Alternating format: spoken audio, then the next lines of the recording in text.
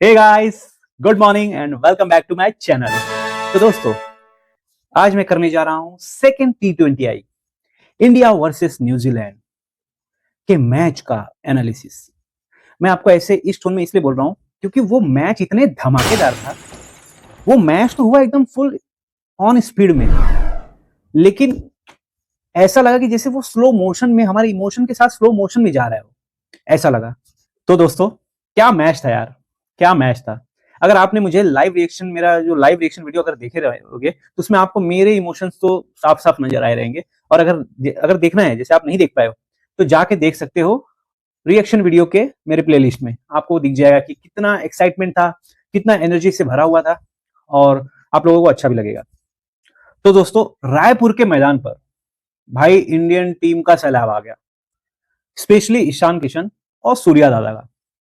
और kiwi team उस सैलाब में पूरी तरीके से बह गई, और ऐसी बही कि मतलब आप सोच सकते हो, हम इंडिया वाले 7 विकेट से जीते। 7 विकेट को इग्नोर करो यार, इग्नोर करो। हम लोग 15 ओवर में जीते, उसको भी इग्नोर करो। भाई हमने 209 रन का टारगेट चेस किया, वो भी सिर्फ 15 ओवर में। कैन यू इमेजिन कि 15 ओवर में हमने 209 रन का टारगेट अचीव किया, और 200 प्लस का टारगेट चेस करने वाली सबसे फास्टेस्ट टीम इंडिया बन चुकी है। इसके पहले पाकिस्तान था, तो पाकिस्तान वालों को हमने फिर से धूल चटाया है चेस करके, और टीम इंडिया फास्टेस्ट टीम बन गई है जिसने 200 प्लस का टारगेट सबसे कम ओवर में अचीव किया है। तो दोस्तों, आज हम बात करेंगे ईशान किशन और सूर्या दादा की।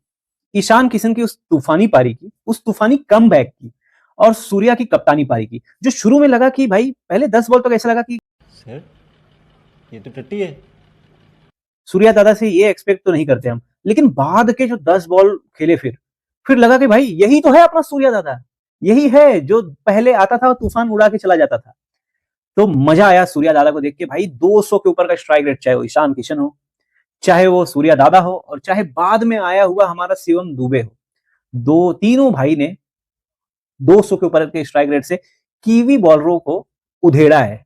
और मेरे ख्याल से तीनों जन मिलकर फिर कीवी को काट काट के खाए हैं, और उसी से उनको विटामिन सी या जो भी विटामिन है वो सब मिला, वहीं से वो एनर्जी भी पाए कि भाई मसल के रख दिया उन लोगों को। तो दोस्तों, चलिए शुरू करते हैं अब रियल मैच एनालिसिस की। अभी मजा आएगा ना भिड़ो। अभी तक तो सिर्फ ट्रेलर देखा था, अब पिक्चर भी देख लो। तो सबसे पहले बात करते हैं फर्स्ट इनिंग की। तो भाई फर्स्ट इनिंग के पहले भी कुछ होता है ना, क्या होता है? टॉस।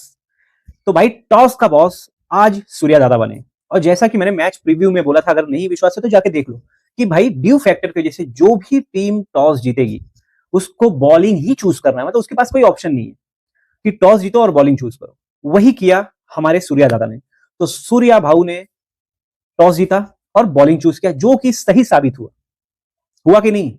लेकिन लेकिन जब इनिंग शुरू हुई, पहले ही ओवर में 18 रन अर्शदीप को डिवॉन कॉनवे ने उधेड़ के रख दिया। फिर अर्शदीप दूसरा ओवर लेके आया, फिर उसमें 18 रन। मतलब ऐसा लगा कि भाई, एक टाइम पे ऐसा था, पहला 3 ओवर में ही लगा कि बन जाएगा, ये तो 250 का स्कोर कहीं नहीं गया, ऐसा फील आया। लेकिन फिर बाद में जो चौथा और पांचवा ओवर, मतलब राणा जी कमाल कर दिया आज। आउट ऑफ द बॉक्स आए, पहला ओवर, हालांकि बाद में वो महंगे साबित हुए, लेकिन पहला ओवर विकेट के साथ वो भी मैडन डाले। फिर अगला ओवर चक्रवर्ती आया, उसने भी विकेट लिया, और उसने भी सिर्फ 2 रन दिया। लेकिन फिर भी न्यूजीलैंड ने, सोच सकते हैं, 60 के ऊपर का स्कोर बनाया अपने पहले 6 ओवर यानी पावर प्ले में। तो अगर वो 2 ओवर खराब नहीं गया होता न्यूजीलैंड के पॉइंट ऑफ व्यू, तो मेरे हिसाब से कम 80 से 90 रन पावर प्ले में देखने को मिलता। लेकिन वो जो 20-30 रन जो कम हुआ है, वो इन 2 ओवरों ने कम किया है। नहीं तो ये टारगेट सच में टीम इंडिया का, मुझे लगा था एक टाइम पे कि 250 रन का तो जाएगा ही जाएगा, मतलब 240 प्लस तो होना ही है। लेकिन हमारे बॉलरों ने कमाल किया, जो बीच के पहले पावर प्ले के 2 ओवर में, और बाद में भाई जब 10 ओवर हुआ, 10 ओवरों के बाद तो ऐसा लगा जैसे हमारी बॉलिंग लाइन चेंज हो गई है। मेरे ख्याल से ड्रिंक ब्रेक में सूर्या दादा ने को हमने अगर डिस्कशन करते हुए देखा, तो उसमें देखा कि सूर्या दादा बता रहे थे, अब क्या बता रहे थे वही जाने, लेकिन जब बॉलिंग हमने देखा तो नजर आया कि उन लोगों ने प्लान ऐसा किया कि हम आउटसाइड बॉल डालेंगे, जितने भी बॉलिंग करेंगे सब वाइड लाइन पे बॉल डालेंगे। और वही हुआ, वहां से कीवियों का रन रेट भी घटा और विकेट भी मिले। रचिन रविंद्र का याद कर लो, इतना बाहर का बॉल था, उसने बस मारा, एज लगा और अर्शदीप ने सिंपल सा रसगुल्ला कैच पकड़ लिया। तो दोस्तों कमाल ये हुआ जो ओडीआई सीरीज में नहीं हुआ था। क्या नहीं हुआ था? ओडीआई सीरीज में ये नहीं हुआ था कि हमने मिडल ओवर्स में न्यूजीलैंड वालों का ना तो विकेट लिया और ना ही रन रोका, और इसी वजह से हम लोगों को न्यूजीलैंड के साथ वनडे सीरीज हारना पड़ा, वो भी पहली बार। मतलब मुंह छुपाने की नौबत आ गई थी। लेकिन आज के मैच में उसका अपोजिट हुआ। मिडल के ओवर्स में वरुण चक्रवर्ती हो चाहे कुलदीप यादव, ये दोनों जन ने पूरे इफेक्टिवनेस के साथ विकेट तो लिया ही लिया, रन पे भी कंट्रोल लगाया, और जिस वजह से टीम का टोटल जो हम लोग देख रहे थे कि 250 तक जा सकता है, वो 208 पे ही सिमट गया। हालांकि न्यूजीलैंड की टीम से रचिन रविंद्र और उनका कैप्टन सैंटनर, इन दोनों ने बेहतरीन बैटिंग किया और उनकी वजह से ही टीम का टोटल 208 तक पहुंचा।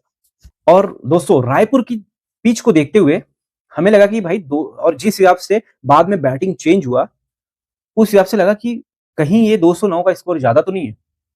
लेकिन उसके आगे जो हुआ वो किसी ने नहीं सोचा था। तो अब बात करते हैं सेकेंड इनिंग की, मतलब इंडिया के चेजिंग की। तो जब इंडिया चेस करने आई तो उसी समय मैंने माथा पकड़ लिया, शायद आप लोगों ने भी पकड़ लिया होगा, और ऐसा भी मन किया होगा कि भाई माथा फोड़ ही लो, सबसे बेस्ट। तो भाई 0 रन पे हमारे तूफानी शर्मा जी लौट गए, और 0 रन पे ही सैमसन भाई भी चले जाते अगर वो कैच ड्रॉप नहीं होता, और वो कैच ड्रॉप तो ड्रॉप हुआ ही, लेकिन 6 भी चला गया। तो 6 रन फिर भी इतनी मेहनत के बाद, इतनी बेवकूफों वाली और बकचोदी वाली पारी खेलने के बाद सैमसन भाई झोला लेके निकल लिए थे। तो 2 विकेट गिरने के बाद मैंने पूरा होप छोड़ दिया था। मेरे ख्याल से आप लोग भी छोड़ दिया होगा, क्योंकि जिस हिसाब से हमारा पिछले कुछ मैचों में मिडल ऑर्डर खराब खेला है और पूरी तरीके से शर्मा जी पे डिपेंडेंट था, तो ऐसा लगा कि भाई ये तो मैच गया अब। लेकिन तूफान आना बाकी था। एक तूफान गया, वो भी शांत था, लेकिन अगला जो तूफान था वो साइक्लोन था, और उस साइक्लोन में रायपुर में कीवी उड़ गए। मतलब कीवी का अगर देखा जाए तो फ्रूट नहीं उड़ा, पेड़ के साथ कीवी उड़ गया पूरा। ऐसा तूफान कौन था? तो वो तूफान था ईशान किशन का। भाई ईशान किशन पहले ही 6 ओवर में हाफ सेंचुरी मार दिया। जिस 6 ओवर में पावर प्ले के पूरी टीम का 60 रन होता है, उस बंदे ने अकेले 61-62 रन बना लिया था। सोचो यार, सोचो। तो दोस्तों ईशान किशन ने 21 बॉल में हाफ सेंचुरी मारा, जो कि न्यूजीलैंड के खिलाफ किसी भी इंडियन बैट्समैन का फास्टेस्ट 50 था। और ऐसा मैं मना रहा था, आप लोग भी शायद मना ही रहे होंगे कि किशन आज सेंचुरी मारे। और भाई 50 के बाद अगला जो 76 रन बनाने वाला 26 रन था, वो भी कब बनाया कुछ पता ही नहीं चला। ऐसा लगा कि भाई क्या है ये, और कैसे खेल रहा है ये, हर बॉल छक्का या चौका ही जा रहा है। लेकिन कहीं ना कहीं ब्रेक लगना ही था, शायद किसी की नजर भी लग गई होगी, और ईशान किशन आउट हो गया इस शोधी के बॉल पर। फिर भी उस टाइम पे जब वो गया, उस समय उस बंदे ने टीम इंडिया को ऑलमोस्ट जिता दिया था। मतलब कोई सोचने की जरूरत ही नहीं थी, माइंड में एक भी बार आया नहीं कि भाई अब से यहां से कभी टीम इंडिया हारेगी। और अच्छी बात ये थी कि उसके स्थान पर दुबे आया, और दुबे जी ने भी कोई ब्रेक नहीं लगाया। बोला नहीं भाई, जहां से किशन भाई ने खत्म किया है मैं वहीं से शुरू करूंगा। और दुबे भी 200 के स्ट्राइक रेट से खेले, तो दुबे ने भी 18 बॉल में 36 रन बनाए। और सूर्या दादा तो भाई, ईशान किशन आउट होने के बाद सूर्या दादा ने मोर्चा संभाला, और सूर्या दादा ने एंड में 37 बॉल में 82 रन बनाया। और सूर्या दादा का ये 15 महीने बाद, मतलब लास्ट टाइम मुझे याद भी नहीं है, लास्ट टाइम अक्टूबर 24 में उसने अपना हाफ सेंचुरी बनाया था। उसके बाद अब जाकर हाफ सेंचुरी बनाया।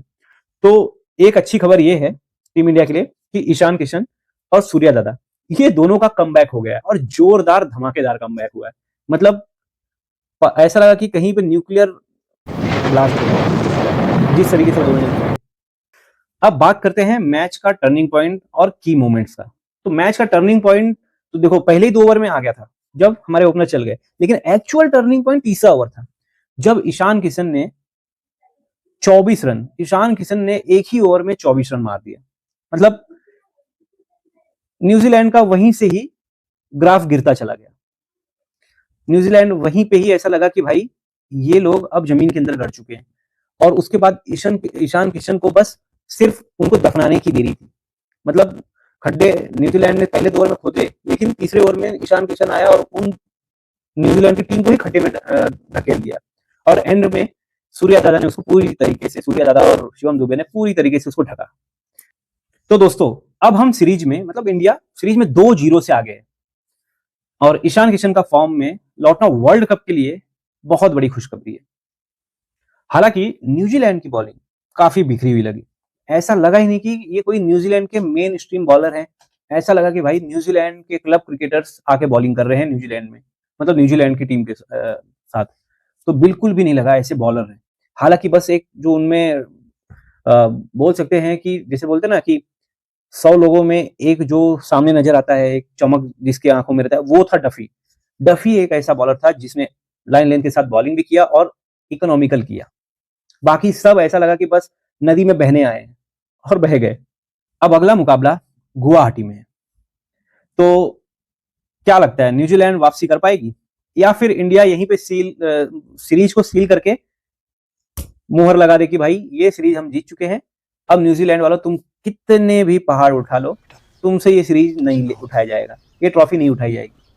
तो क्या लगता है आपको, जो मैं बोल रहा हूँ वो सही है या आप लोगों का कुछ और ही तर्क है? जो भी है कमेंट बॉक्स में कमेंट करके जरूर बताना।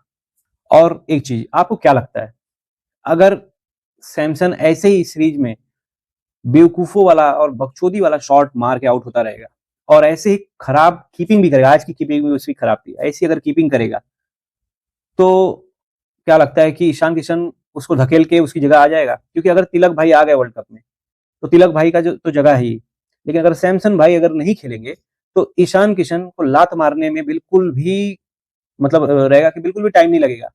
जिस तरीके से ऑन द स्पॉट वो स्क्वाड में आया है टीम इंडिया के, उसी तरीके से वो सैमसन को लात मार के 11 में भी आ जाएगा, टॉप 11 में भी। तो जो भी आपको लग रहा है तो कमेंट करके जरूर बताना।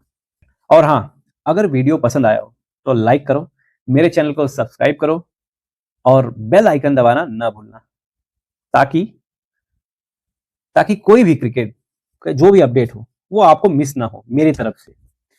मिलते हैं अगले वीडियो में, तब तक के लिए जय हिंद।